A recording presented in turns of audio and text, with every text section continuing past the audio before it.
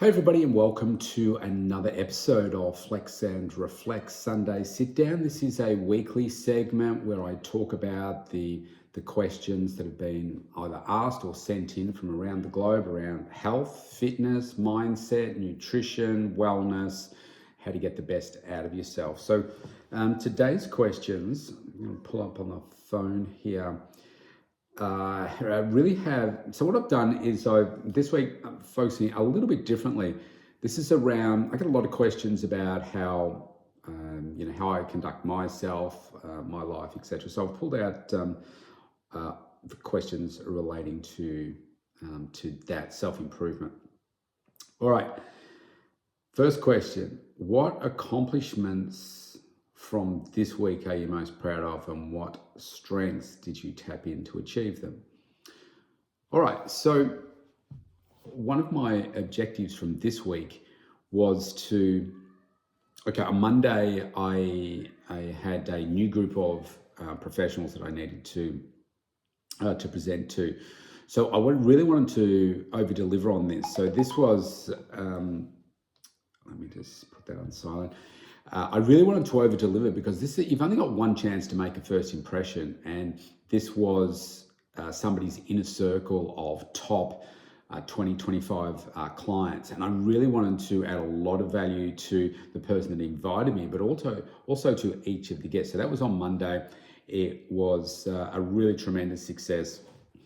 The person I presented for, he was blown away. I got a lot of positive feedback. So that was one of them.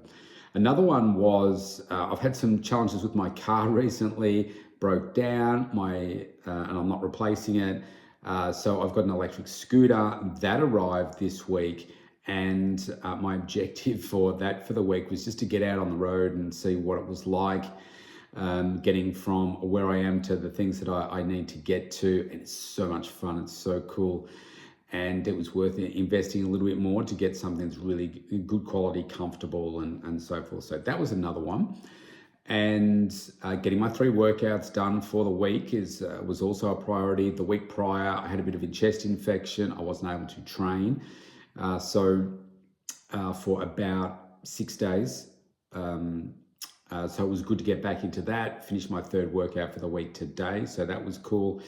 Another one from a professional perspective was to pick up some new clients this week, which I did, and also to make a really strong connection with a CEO that I've been trying to connect with. It required a different approach. So the question was also about what are you tapping into in terms of your strengths. You have to realize that a lot of the success comes through the follow-up and the follow-through of what it is that you do. So you might reach out to somebody one time, but you just don't know what's going on in their life business, particularly a CEO that's relatively new to their role and just being pulled in all sorts of different directions. So you can't just expect, okay, well, I tried once and that's it. So I changed my tact, I changed my approach, focusing on adding as much value as possible. And this time, when I sent a message off, it had instant breakthrough. Within 5 minutes, I got a response, organized a meeting. So like in a nutshell, they're probably the key main accomplishments from this week, which have been really, really good. I mean, each week I really want to focus on adding as much value to my clients, my daughter, all the people that I come into contact with. So that's kind of overriding, but they're sort of the main ones. Okay, what challenges did you encounter this week? How did you handle them? Is there anything you would do differently in the future? So one of the challenges that you have, the more and more success that you have, the more eyeballs you have on yourself, the more media attention, all that kind of stuff, it can attract just a lot more attention. Now, that can be attention from people that you want to have the attention from, but there can also be undesirable aspects of having more attention on you. So I have a stalker, and it's not fun. It's stupid. It's unnecessary. It's uncomfortable. But you just don't know what's in the head of some people that are doing these things. You don't know people's mental health situation. Clearly, that's an issue in this particular case. And I mean, you have to, it's through my coaching as well that I get some tips on how to handle these things. And so that's been a challenge this week too, because they've been going at it really hard. And you need to learn to be able to compartmentalize these things in your life. This is somebody that lives over the other side of the world. Obviously, I am very much a public face, so it's easy to, bombard me with messages and trolling and all that kind of stuff. And I just learned to compartmentalize. So what I'm talking about here, Dr. Phil talks about this, which is really a cool concept. Imagine that you have like a sheet of paper with whatever the challenge is written on that piece of paper. Imagine your old style version of a filing cabinet. You put it in the manila folder, you put it in the drawer, and you close the drawer. And that's a great way to think about how you deal with these issues. So what does that mean? The issue's still there, you know it's there, but you're not pulling it out, you're not leaving it on your desk. And when you need to, you pull it out and you deal with it as you need to. So, that's been a challenge this week. Annoying, but, it's not going to change the way that I live my life or, what it is that I do. But that's probably the main big one. Everything else really is just about time management and energy management and how you get the most out of yourself. So I finished, I think it was Monday this week, I finished my last 10 days of antibiotics, really strong ones. And I find they were starting to knock me about a bit, like really fatigued. I had very long days still. And I was a little bit sleep deprived. Just had some big storms here and like wind and everything. And I think the whole of the state was a little bit sleep deprived. And so, just feeling a little bit more tired this week, coming down off the antibiotics as well as reduced sleep. So that's another challenge that sometimes you just have to really, knuckle down and push through. What new insights have you gained about yourself or your goals this week? All right, so what I would say here is, all right, so when I was reaching out to this CEO for the second time, what I realized is success doesn't come easily. And as I looked at, rather than just spamming this CEO, I thought, okay, well, what did I say on the first time that I reached out? That obviously didn't work.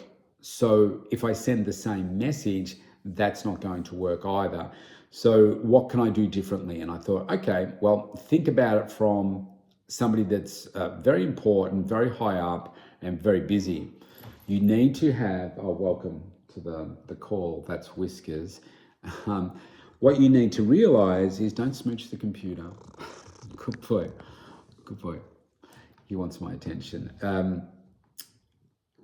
You need to grab their attention. So I thought, okay, what's that? Whiskers, come on. What's important is to really grab their attention in the subject line. And so what I did, I used AI as well. I didn't actually like the subject lines that AI came up with, just ChatGPT. And I thought, you know what? They're a little bit too lowball, I suppose, for a CEO, and they're just not going to resonate. So I came up with a really great one, and I started it by putting the word urgent in uppercase at the start of it, and then the message that I wanted to say. I also created a landing page with a whole bunch of results and proven success to demonstrate that I'm not just someone, I am a person of value and will be a person of value to you too, if you just give me a meeting and give us a chance. So what I learned through that is like I said before, the follow up and the follow through. You don't know what's going on in your life. His response to me was, I'm sorry, didn't get the first message, or I'm not sure why it didn't come through, or whatever. So you don't know whether it's a spam filter, whether it's a PA deleting it, whether it's they accidentally deleted. You just don't know, and you always assume the worst. So you just got to keep trying. And what I also realized is that the more success that you have, to some extent, the easier it is for people to come to you. But in that thought process, I was thinking about how easy it is for your ego to just get out of control. And you think, well, I'm an important person, so people should come to me. I don't have to add as much value anymore.